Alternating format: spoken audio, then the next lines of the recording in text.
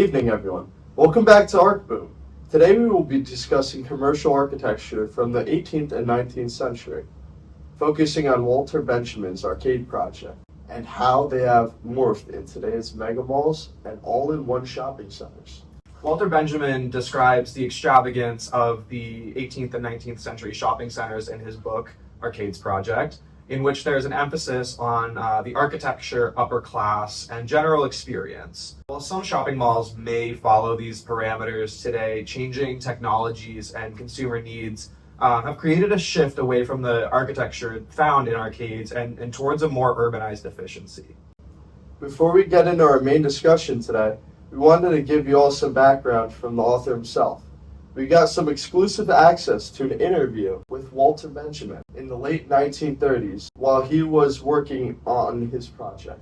Good evening, Mr. Benjamin. We hear you are working on a new project. Yes, I've been strenuously studying French arcades. You've been doing this for quite some time now, haven't you? There must be a lot to say. What do you think is the most relevant information for readers to learn? Well, there are four main sections. If I had to pick, I would say the most important parts that readers would find interesting are boredom, eternal return, iron construction, the streets of Paris, and modes of lighting. Quite fascinating. The book itself hasn't been released yet, so care to give a bit of insights into what the sections are about? Yes, of course. The main points throughout all of these sections have to do with modern ideas and mindsets that Paris is evolving into. For example, in iron construction and modes of lighting, the use of new technologies is something I touched upon.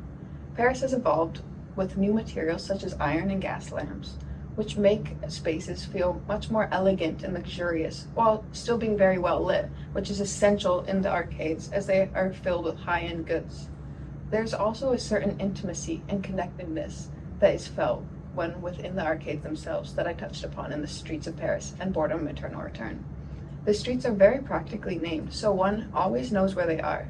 It creates an easy way to get around not only the arcades, but also throughout Paris. And because of this, it allows for people to always have a direction to go in, both literally and figuratively.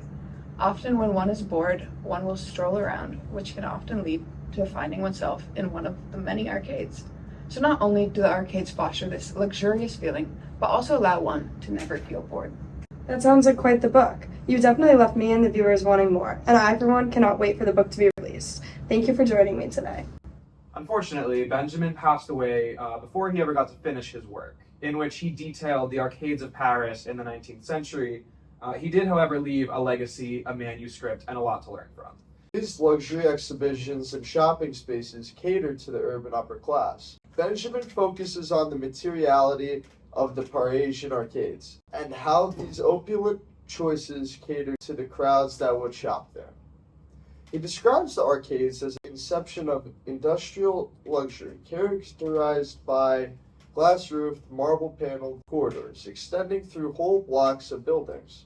Those owners have collaborated for such enterprises. I love the elegant shops that line the sides of the corridors. The arcades appear to be miniature cities where people could lose themselves. Spaces were designed for the flaneur, who are essentially passionate wanderers, to explore. Post-World War II, consumerism grew immensely around the world. The 1950s saw an explosion in automobiles, suburbs, and dispensable wealth that allows consumers to travel further. All of a sudden, people have more leisure time, which they mostly spent shopping, taking advantage of new technologies and other forms of entertainment. And although this phenomenon started in America, it was quickly adopted in a similar manner by European countries, including France. So the French have far more negative attitudes towards the expansion of suburbia, as it lacks both the proximity to amenities found in an urban setting as well as public transportation. Malls were designed to put all urban amenities in one place, and despite French pro-urban attitude, they rapidly made their way to France. These malls drew people away from the dense urban centers where most shopping typically took place. Another notable point is that shopping centers were more so aimed at the middle class instead of solely providing for the urban elite. In contrast, this modern business model brought an entirely new class of shoppers into the consumerism boom, as there was a shift towards a more efficient, family-friendly experience. The morphology of modern malls exemplifies this idea. The malls of France took on a typical dumbbell shape of American malls that allowed parking in close proximity to many of the storefronts, encouraging higher spending from mall goers. Furthermore, materials used in modern shopping malls are of a far lower caliber than those found in arcades, and the lack of focus on ornament completely changes the shopping experience. So it's going from one focus on luxurious displays to one catering towards an emerging tradition of just running errands. Shifting our focus here, I want to talk about the purpose of shopping centers over time. Benjamin tried to capture the historical and cultural essence of Paris during the years of 1830 to 1870. Using the arcades as a frequent touchstone, he said the initial purposes of the arcade was to introduce luxury products from the new burgeoning textile industry to the upper class of Paris and to solidify the new emerging middle class with their buying power and desires to emulate the fashion and the lifestyle choices of the trend-setting upper class.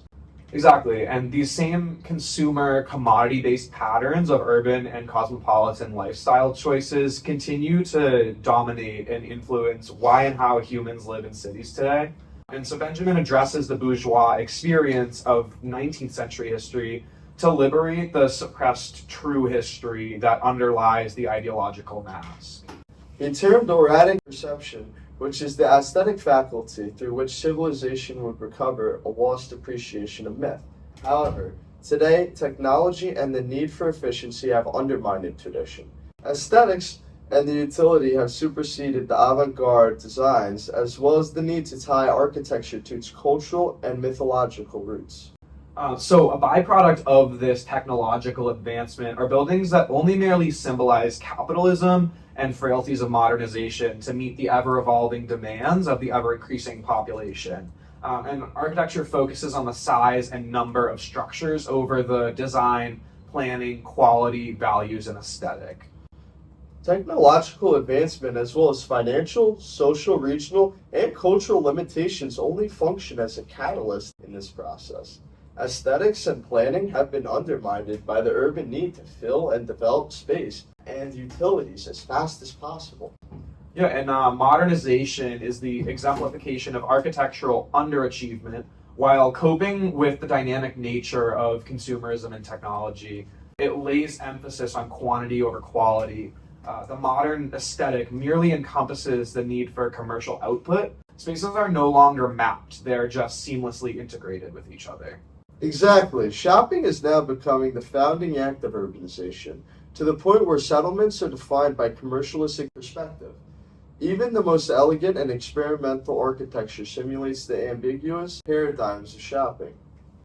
So what do we get from all of this? Despite catering to the needs of a larger population and aiding efficiency, the modernization of consumerism in its entirety has superseded the essence of the arcades.